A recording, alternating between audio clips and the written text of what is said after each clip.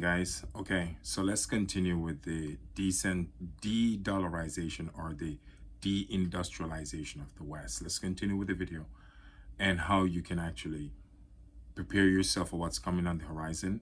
It's happening, folks. Whether we want to admit to it or not, it is happening, and I can get into the reason why. The 34 trillion national debt will never paid. The Federal Reserve Act of 1913 also suggests the interest need to be paid in gold. That's not being paid either. So the bank basically washed their hands with the West, and they already move east.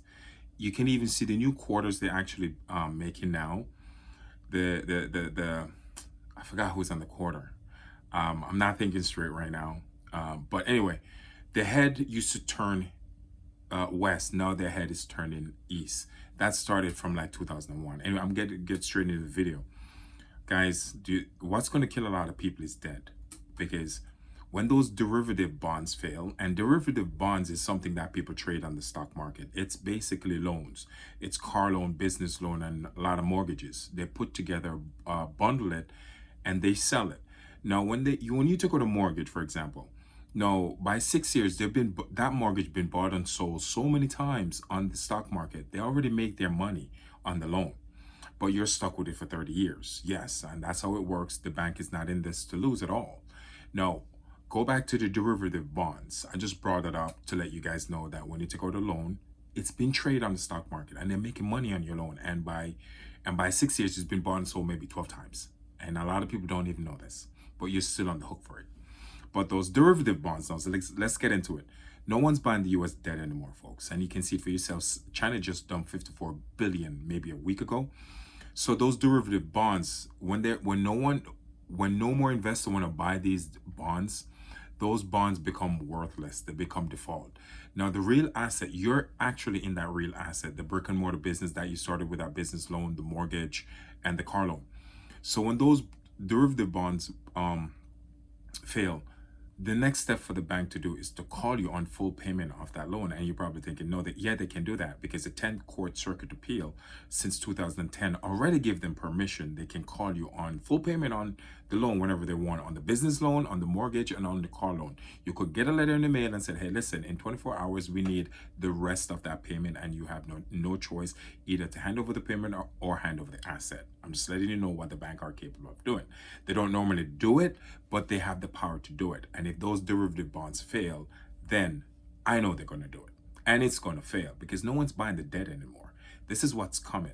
And people are not aware of this. And even when they become aware of this, they don't want to accept it because they're thinking, oh, you don't have any rights when you have a contract with the bank. The bank can do whatever they want to do. And first and foremost, you can't own money. And you don't believe me, take out the money, look on it. Is your name on it? If your name is not on it, you don't own it. Rights of usage you're given, and that right can be taken away anytime. Because if a bank file a bail-in, they have the power to take the money out of your account, your pension, and also your 401k. That's now become their asset to balance their book. That's how banks work, folks. And you don't have to believe me. I give you the information. Do your due diligence. Stay away from that. This is how you're going to fight the de-dollarization. Whatever debt you can get from under it, guys. Cut back on your spending. Realistically, if you don't need a vacation, don't take a vacation. Stay away from using credit card. I'm not saying don't have a credit card. Only use it if you have an emergency. But if you're buying food on credit card, paying an interest on it, you're a special kind of stupid. Only a moron buy food on credit card. I am going to say that again, and I'm not trying to offend anyone. I just want this message to register. Only a moron buy food on credit card. Okay? This is how you're going to fight what's coming because the currency is no longer worth anything anymore. It's a fiat currency, and it's always going to go back to its intrinsic value of zero. That's the whole plan from the get-go, guys. This is the plan that they have. They're going to take everything that's tied to a debt. They're going to. Let me repeat that one more time. They are going to take everything that's tied to debt. That brick and mortar business, they're going to take it. That mortgage, they're going to take it. That car loan, they are going to take it because they have the power to. They already got the permission to. Okay? So it's just a matter of time before this start unfolding. Back in 2000, when that crash happened, people were actually, the last housing crash, they were actually calling for the mortgage upfront from people. And a lot of you guys don't even know this. So the bank already did this before, but it wasn't on a big scale. This time, this crash that's coming, it's going to be on a big scale. So this is what's coming, folks. Cut back on your debt. Cut back on your spending.